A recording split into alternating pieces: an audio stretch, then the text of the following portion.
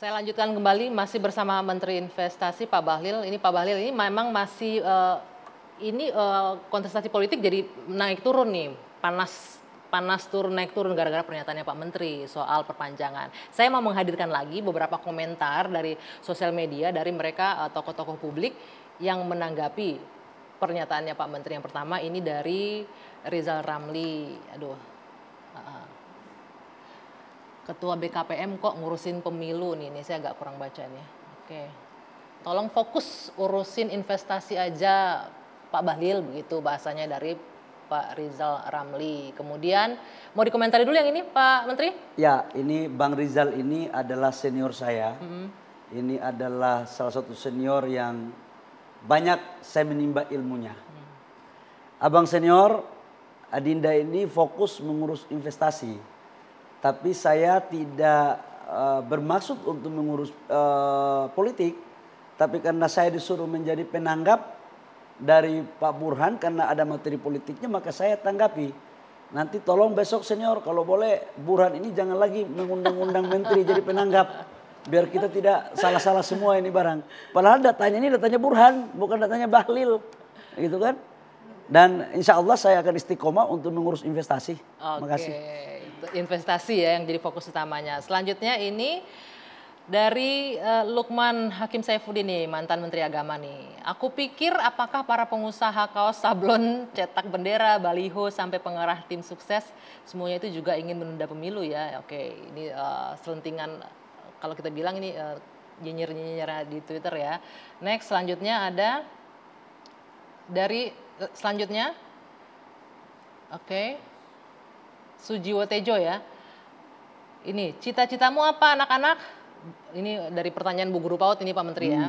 Kemudian dijawab, jadi orang yang bisa menunda Pilpres 2024 Bu Guru, berarti kalian semua ingin jadi pengusaha ya. Betul Bu Guru merintis jadi startup bidang jasa penundaan Pilpres. Nah ini dialog imajinernya ini termasuk orang yang ramai di Twitter. Boleh menanggapi ini nggak Pak Menteri? Ini satir-satirnya dari Twitter ini loh. Saya pikir mungkin adalah ini ada apa ya, ini ilmunya tinggi sekali ya. Karena kebetulan saya ini bukan orang seniman. Saya ini susah memahami sebuah bahasa yang tersirat gitu ya. Harus lugas gitu ya, karena harus terang-terangan kalau ngomong. Saya harus kursus dulu karena orang Papua itu nggak bisa kayak begitu tuh. Orang Papua itu, kami orang Timur ini apa yang depan mata itu yang dibaca. Kalau mau nanya A, nanya A langsung, jangan muter-muter capek kita. Karena memang kita itu di sana jalan kita susah. Oke. Jadi jalan kaki aja udah susah. Kalau di sini mungkin karena muter-muter udah aspal kali banyak ya. Atau sudah lahir di piring emas. Kita ini kan lahirnya di piring plastik jadi nggak bisa diputar-putarin gitu. Piring plastik yang sekarang jadi piring permata. Ya itu kamu bilang ya. Oke, nah ini sesama orang Timur nih Pak Menteri nih. Ini sesama orang Timur ada Pak Said Didu. Kita lihat kalau ada yang minta masa jabatan diperpanjang, boleh juga dong ada yang minta diperpendek gitu loh komentarnya. Satu lagi, ini masih Pak Said Didu ya. Terus karena suara pengusaha yang harus jadi perhatian, walau melanggar konstitusi, begitu. Ada tanggapannya Pak Menteri? Abang Said ini juga abang saya, senior saya. Ini saya nggak ngerti, abang Said yang salah tanggap atau pengusaha yang salah ngomong. Karena pengusaha itu cuma menyampaikan aspirasi. Tidak untuk diperhatikan serius-serius banget juga. Nggak usah juga terlalu serius-serius banget kali. Ini kenapa semua pada ketakutan begitu ngomong berpanjang gitu ya? Seolah-olah kayak pengusaha ini yang menentukan semuanya. Pengusaha ini kasihan. Mereka ini sudah berpikir menciptakan lapangan pekerjaan, mendatangkan investasi. Masa hak mereka untuk menyampaikan aspirasi pun udah nggak boleh.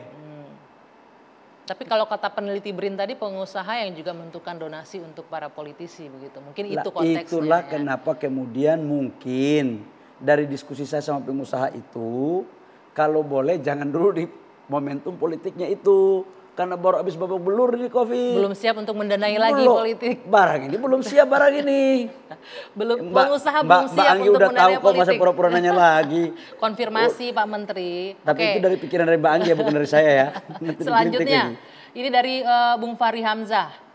Oke. Waspadalah kalian para penguasa, akhirnya kalian akan jadi rakyat juga. Kematian menanti tanpa jadwal pasti.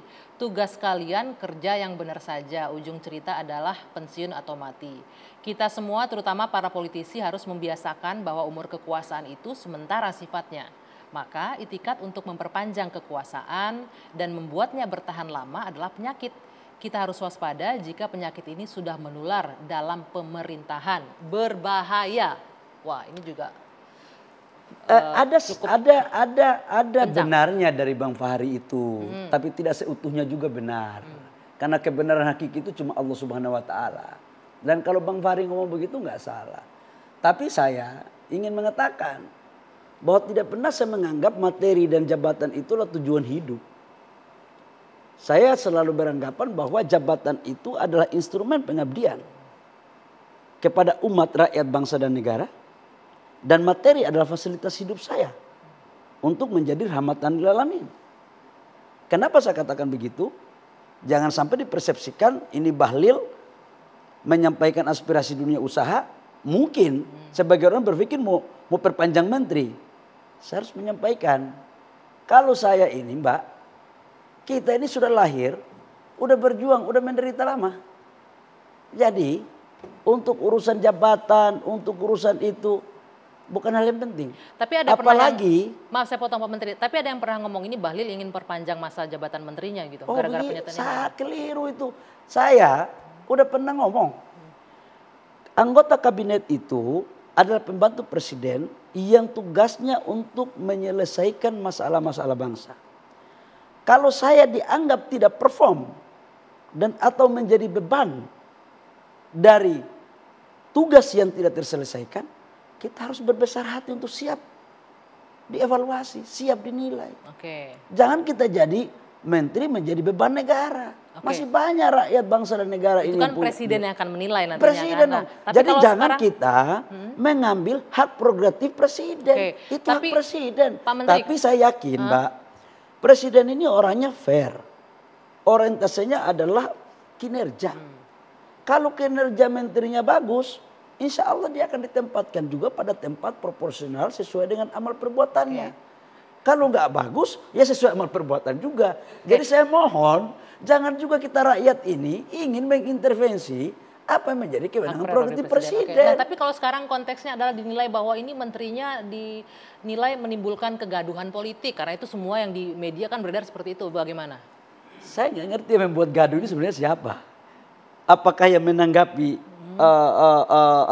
isi dari hasil surveinya Pak Burhan atau saya.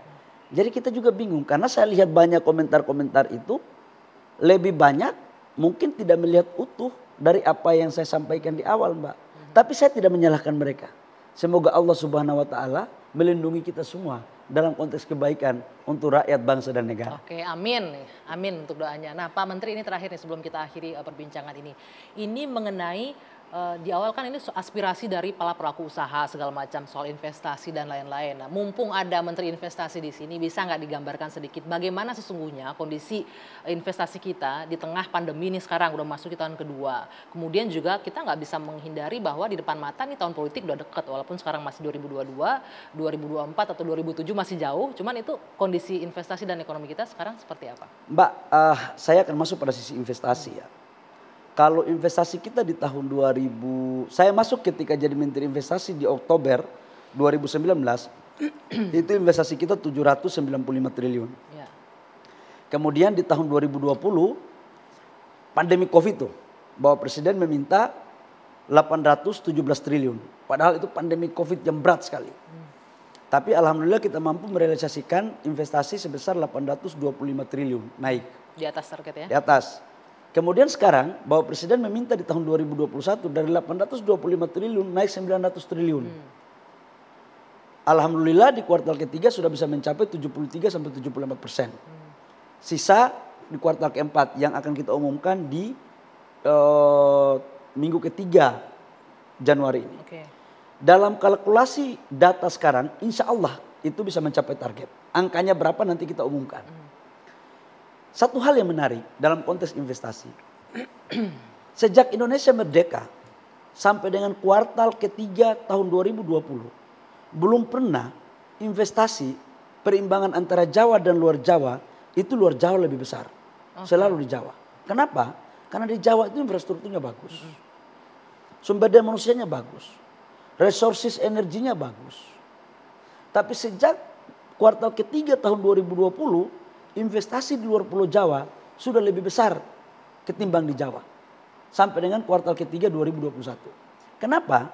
Tidak bisa dinaifkan bahwa pembangunan infrastruktur Bapak Presiden pada 5 tahun pertama itu sangat masif dan sekarang sangat dirasakan. Oke, artinya pencapaian investasi kita oke ya? Oke, di tahun-tahun depan, di tahun 2022 kita dikasih target 1.200 triliun.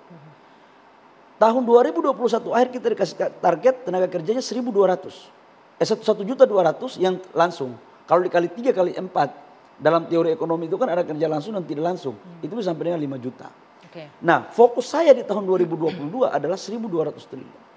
Inilah saya bilang ngeri-ngeri sedap. Memungkinkan kita mencapai itu 1.200 triliun? Tergantung stabilitas politik kita dan stabilitas kesehatan. Makanya dunia usaha memberikan masukan itu.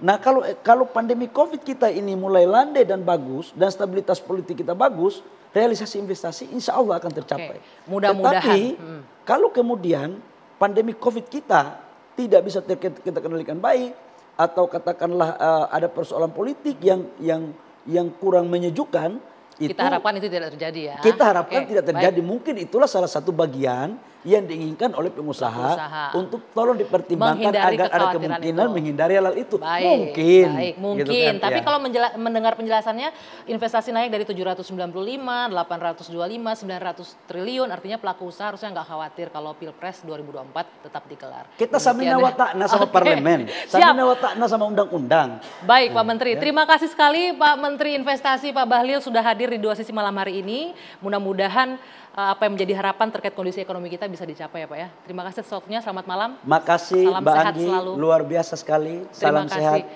Diskusi sama Mbak Anggi ini insya Allah kita sehat terus. Amin, alhamdulillah terima kasih. Mudah-mudahan juga menginspirasi menteri lain untuk hadir di sini Pak ya. Terima kasih Pak Menteri Bahlil. Selamat malam, saya Dwi Anggia, saya akhiri Dua Sisi. Kita jumpa lagi pekan depan. Sampai jumpa.